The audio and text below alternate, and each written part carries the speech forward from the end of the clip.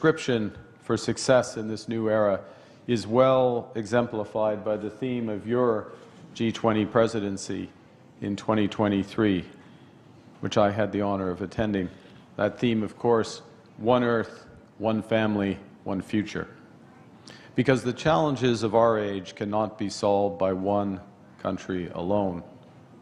And only by building on the principles of one Earth, one family, one future can we forge the partnership worthy of our countries.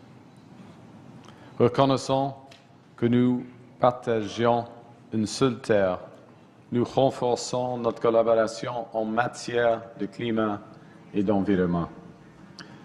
Le Canada prévoit de doubler son réseau électrique d'ici 2050 et d'accroître considérablement le déploiement des énergies renouvelables et du stockage de l'énergie. De son côté, l'Inde est une chef de file mondiale dans le domaine de l'énergie solaire à grande échelle. Les technologies de stockage d'énergie et d'autres formes d'énergie renouvelable.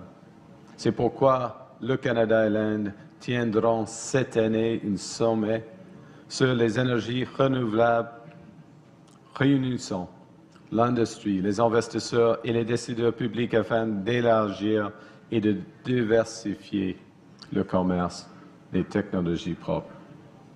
Et nous bâtissons, à partir de maintenant, un partenariat énergétique pour un avenir plus durable. India is a country whose demand growth for energy is projected to double by 2040. And to meet that demand sustainably, India plans to increase its renewable capacity by 500 gigawatts by the end of this decade, and to almost double the share of LNG in its primary energy mix over the same period. Canada is well positioned to contribute as a reliable supplier of the world's lowest carbon, responsibly produced LNG from our west coast. As India seeks access to critical minerals for its manufacturing, its clean tech, and its nuclear plans, Canada's resource base and world-leading companies position it as a strategic partner. As one example, the nuclear agreement, the uranium agreement signed today. As another, the fact that 40% of the world's mining companies are listed in Canada. Today, we are launching a strategic energy partnership with significant potential to expand bilateral energy trade. We've signed, as you've seen, a new critical minerals partnership spanning development, processing, and secure supply chains for clean energy, electric vehicles, and advanced manufacturing. We're deepening our cooperation in clean energy, expanding collaboration across wind, solar, and hydrogen. Because Canada has big plans as well. We plan to double our grid by 2050, and India can be a major partner in this expansion. As you've seen, the Government of India and Cameco have signed a major $2.6 billion uranium supply agreement supporting India's nuclear ambitions and our shared commitment to clean, reliable baseload power. All of these agreements, under one planet, are beginning of a new prosperous relationship that will offer generational opportunities for workers and businesses in both our countries, and which will protect the planet for future generations. Secondly, we are one family. The greatest, most enduring strengths between Canada and India are the families who call our nations home. Nearly 2 million Canadians trace their roots to India, including leaders in business, science, culture, and government. Tens of thousands of people travel between our countries every year to visit friends and family. 400,000 talented Indians study in Canada. That is twice the number in the United States. It is 4 times the number in the United Kingdom. These students, these connections, deepen our ties. And so we're collaborating to build on those strengths. We've launched the new Canada-India Talent and Innovation Strategy with 13 new partnerships to deepen our ties in education, And this includes collaborations involving McGill, the University of Toronto, University of British Columbia, to work across artificial intelligence, health sciences, and digital architecture. Notre partenariat va propulser des centaines de chercheurs canadiens et indiens grâce à des projets de recherche conjoints de pointe.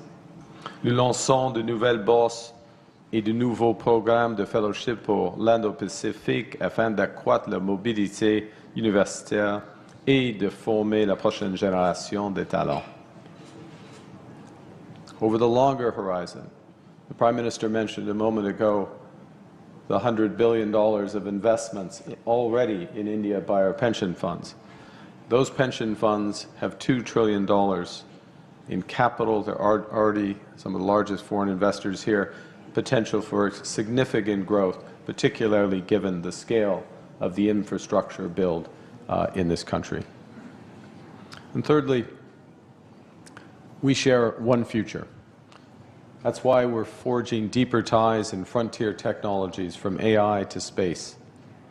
At the G20, India and Canada signed a landmark trilateral partnership with with Australia on AI and critical minerals. And we've already identified key sectors such as digital infrastructure, semiconductors, electronics manufacturing, and high-performance computing. With the agreements today, we're going to expand our collaboration between the Canadian Space Agency and the Indian Space Research Organization on Earth observation, on climate monitoring, on generating the data that powers agriculture, disaster response, climate resilience across the Indo-Pacific. And our partnerships will be reinforced by the strong foundations we are building in trade and defense. We're advancing towards a Canada-India Comprehensive Economic Partnership Agreement with the aim to conclude by the end of this year. This ambitious agreement will reduce barriers, increase certainty, unlock opportunity for exporters, investors, and workers in both our countries with the aim to double trade by the end of this decade. And we're renewing defense and security cooperation through a new defense partnership, through maritime collaboration in the Indo-Pacific, through professional military exchange, and practical coordination and cooperation on our shared security interests. One of the things that has always struck me in Prime Minister Modi's stewardship of this country has, well, India becomes a great power, the focus has remained on all households, ensuring that all households benefit from the progress. So give an example. The Ujjiwala scheme, which provides liquefied petroleum gas for tens of millions, actually hundreds of millions of rural and low-income households. Cleaner cooking fuels, reducing pollution, saving lives, and reducing costs. Or another example, and I speak under the control of the former Governor Das, I should say. It's always tough to give up being a governor, isn't it, Governor? But the revolution in digital payments to provide income support, crop insurance payments directly to individuals, but the spillover benefits are enormous. And part of our agreements is to explore an ability to cooperate further so that Canada benefits from this innovation. The bigger point is that our partnerships from energy to AI share this spirit so that Canada and India can harness technologies, deliver equally transformative benefits to hundreds of millions of people.